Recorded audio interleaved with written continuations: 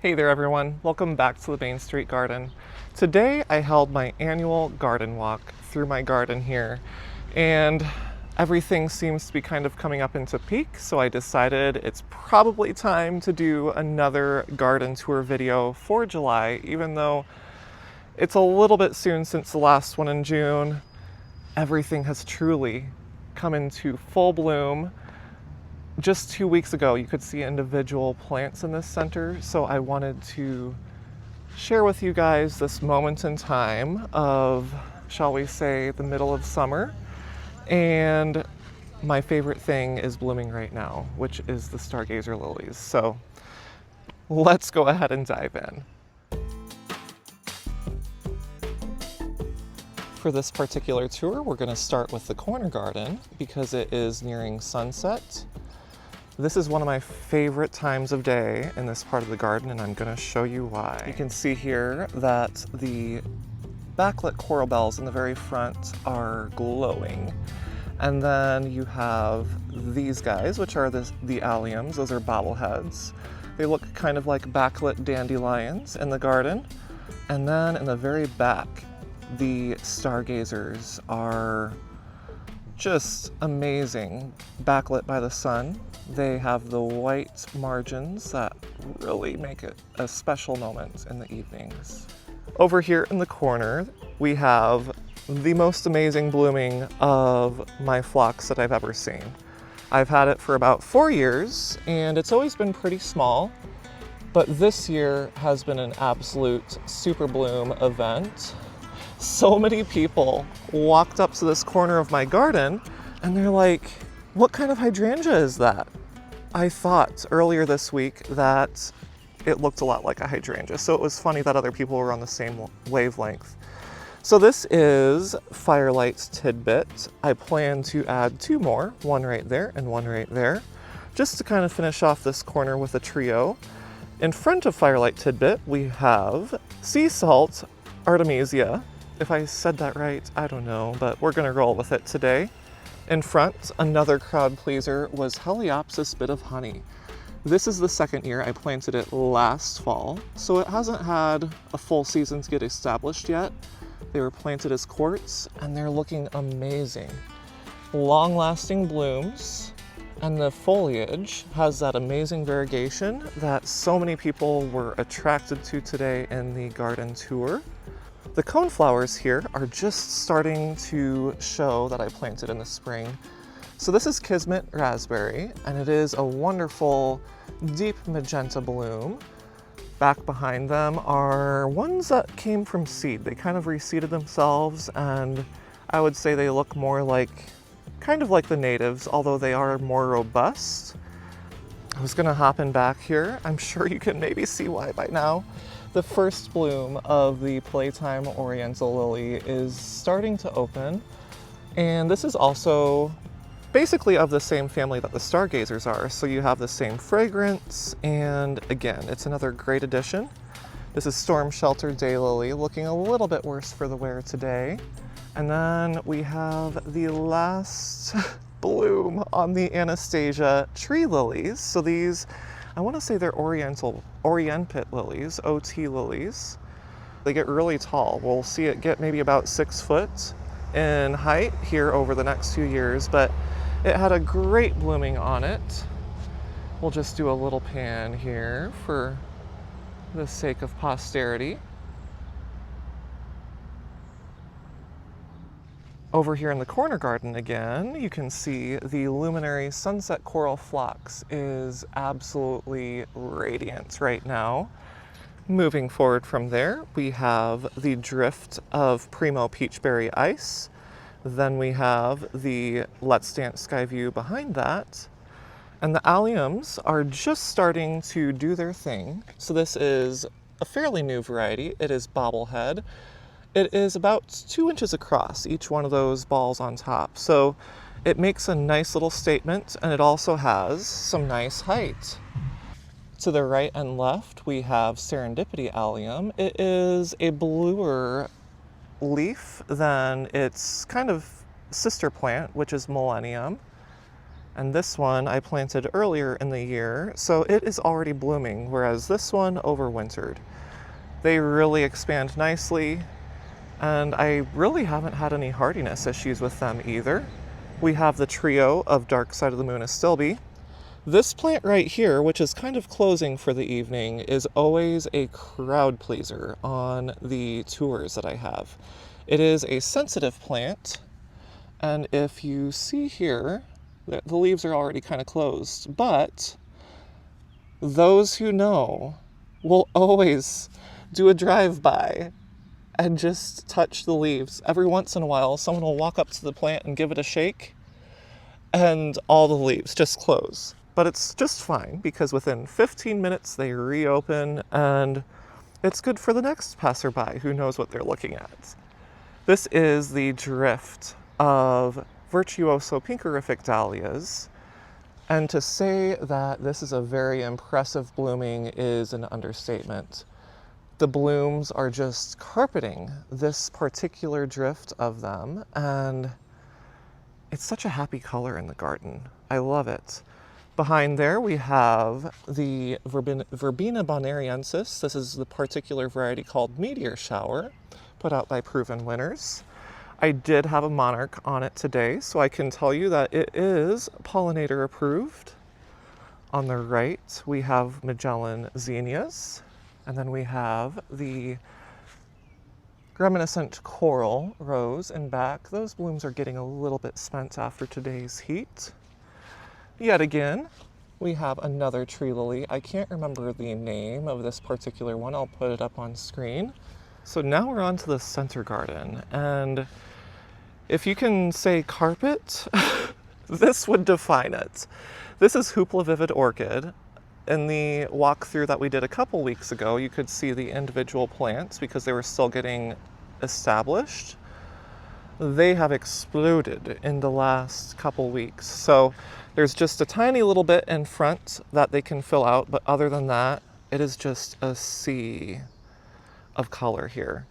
In the center, we have the tropical shades. That's the vigorous tropical orange. And then behind that, there is the Suncredible sunflowers. Way up top in the magnolia tree, there are a couple blooms, believe it or not. So this is the Magnolia Jane cultivar.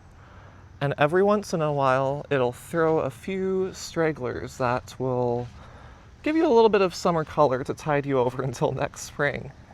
And back, this is my new planting on each side. It's Little Lime Punch, and they are throwing a few blooms right now. It's not a huge show, but I didn't really expect much from them since it is the first year. So this was a nice little bonus. To the left of the drift of Hoopla Vivid Orchid is my new trellis that I just added. It has the Rise Up Lilac Days growing up inside of it right now. The daylilies, some of these are just finishing, some of them are just getting started, but all of them are looking really nice right now. This is Stephanie Returns Daylily. It's a wonderful, kind of a blushy pink. Just to the left of that, we have Hungry Eyes, and that is one of my favorite colors, is that coral, really just tropical coral color. And then we have this guy blooming in back. To the left of that, we have another drift of the Virtuoso Pinkerific Dahlias. Just to the back of that is a moonstone. It is a blue spruce put out by Isley, and it is on standard, which means that it is grafted on basically a stick. Just to the left, we have some dahlias that haven't really bloomed yet. These were from tubers, various varieties. The leaves on this, though, check that out. It is the size of, I have never seen one of these before. I realize this is a squirrel moment, but you guys are along for the ride for the pollinators, right? Anyway, back at the task at hand, this is my trio of dahlias right here. These I planted as tubers, and they haven't really done any blooming or anything yet, so I'm hoping I'll get blooms yet this year. Moving forward, we have another Little Lime Punch. We have some hostas. This is new for this year that I put in the garden. It is Pulmonaria Pinkablu. And when the sun gets a little bit lower on the horizon, anything with silver just glistens. So this has a really nice sheen to it. That is the Brunera Queen of Hearts. And even at this point in the evening, it still is kind of shimmering in the shade garden. Something I try and do in really any part of the garden, but especially the shade garden, is play with light. So you want the colors, and then you want that shimmering effect that really kind of catches the eye. In back, we have the Incredible Stormproofs. These were planted as quartz. And again, I can't be any more happy with them. They have done incredibly. My little bird bath here, still holding its own, but it is getting eaten by the Downtown Miami Magic Coleus in front. They've gotten so large. We have more repetition going on here. So Hoopla Vivid Orchid, Magellan, and then we have the Picasso Cow Lilies in the back. These started as one bulb here probably close to 10-ish years ago. And from that one bulb, there has been probably close to 500 or so babies that have gotten dispersed between my parents' farm and a lot of friends. We have the blue spruce. It is a weeper, so it will get about 6 foot tall and kind of continue growing from there, hopefully. So I'm excited for that to get some size on it. I timed the garden walk perfectly. This is the last of the blooms on Daisy May, and the 90-degree heat really took its toll today. So really, again, there's a little bit of serendipity, I guess, in the timing of today. These are some fresher blooms on Reminiscent Coral. I'll let you guys get a little sniff there. It does have an amazing fragrance to it. In the center, we have another little lime punch, and then we have Black Hawk's blue stem. That's going to be a nice columnar element in the very back to just anchor that corner. Anna's Magic Ball is doing its thing in the front of the border, and then we have Cat's Pajamas Nepeta. It has been in bloom ever since I planted it this spring, and it just kind of keeps on throwing more and more blooms, which I love. We have more of the macrophylla hydrangeas. This is another little experiment that I wanted to try this year. I've never tried thrift, but when I saw these, I knew I needed to give them a go, and they've been a great addition so far. They haven't declined or anything, and they've kept on throwing blooms the entire year. We have Primo Arborvitae. So many people stopped by and commented on it in the garden walk today. Some of them even petted it and held its arms, and that's fine. It was just kind of cute how many people had an appreciation for it. And back here we have the Hydrangea Hideaway. My line of Let's Dance Sky Views are looking a little bit crispy from the heat that we've been having. This one in particular, I don't know what's going on under there because it's especially crispy, and even more so than the other ones. So I'm wondering if there was some sort of bug damage or I don't know. But anyway, behind that we have the Little Lime Punches, and then we have the Vista series. So Vista Paradise, Vista Snowdrift. In the back here we have the Little Bog. A lot of people also commented on the pitcher plants as well as the Venus flytraps.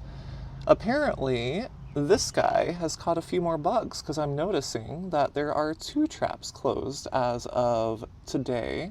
That third trap there has been closed for a while, but it's good to see that it's doing its job and earning its keep in the garden. This is my trio of back planters. Cerveza and Lime smells incredible. I don't know if it actually repels bugs, but some people say it may. Behind that, we have a Calibrachoa, and this was kind of just a last-minute plunk-it-together planter. The planter was bought on sale at the end of the season, and I had a few plants left over, so I made a combo. Believe it or not, this is also one of those planters that I kind of just threw together at the last minute because I had bought the planter because I loved it as an end of season sale. But then I had the question of, okay, what do I do with this planter? So there were a few plants left over that I tried to make a moment back here. Normally I try and do Silver Falls Dichondra on the front, but it would have kind of faded into that color. So I tried something different. I tried Sweet Potato Vine over here in the center. This was the original planter over in that area, but I moved it in between my windows. These guys got really crispy today in the heat, but overall the planter has been doing great. The Fignomenal Fig is getting its first ripe figs here. So over the course of the next week, we're gonna have a nice little crop. Coming over here to the front porch, we have the red, white, and blue planter. Unfortunately, it's later in the evening that I'm doing this, but this is the Blew My Mind Evolvulus. So it had some lovely blooms on it today, and then this, I always forget the name, it's Magadi something, but it is a lobelia and it's supposed to be heat tolerant. So far so good. It's been handling the heat a lot better than I expected. And then this is the Surefire Red Cascade. That is a fairly new plant. I think it might be new on the market actually this year. So it will probably eat that half of the planter because I can see a lot of new growth. And I'm kind of excited for it just to see what it's capable of. I'm liking how this is coming together. Just to the left at one of my front doors, we have these three planters that really came together nicely. We have Surefire White, this is French Quarter, we have a trailing begonia, we have Acapulco Coral Reef that is a little bit sad right now from the heat. And then we have an ice plant, and then we have, this is one of the Proven Winners begonias. I can't remember the name of it, but I will put it on screen for you. But these planters have absolutely performed amazingly. We have my little potted experiment of a Let's Dance Sky View. I wanted to see if I could overwinter this in the garage, just to see if I could keep the old wood. But in the meantime, I'm really enjoying these blooms. They're so huge and they just look incredible. To the left of that, we have a Summer Crush hydrangea. I wanted to experiment with it. I haven't had great luck with the Endless Summer series of hydrangeas, but it's hard to pass up that color, and Diane's greenhouse had her annual July Bucks promotion. That came home with me. At the front of the house here, we have my two front planters. We have Hoopla Vivid Orchid mixed with Supertunia Honey. Supertunia Honey turns pretty yellow in the summer heat, but it will get a nice orange blush to it as the coolness sets back in. In front here, we have I want to say it's Australia. Really nice dark black leaves, and then we have my new planting of the quart size Invincible Wee Whites 2.0s. They are new for next year. And then we have kind of a repeat trio of my front planters that I have at the other door as well. So there it is. That is my mid-July update for the garden. We've had some really intense heat the last 3-ish weeks. We've been 90s, close to 100. So ironically enough, things haven't really missed a beat, and I'm thankful for the drip irrigation keeping all of this going. The mulch has been doing a lot of the heavy lifting, but so far so good. I haven't really had to manually water my planters, which I love. It's really been an update. So thank you for joining me on this tour. I hope that you guys maybe learned something or just came along for the ride to enjoy the wonderful blooms this time of year. Until next time, please like and subscribe. Thank you for watching the Main Street Garden.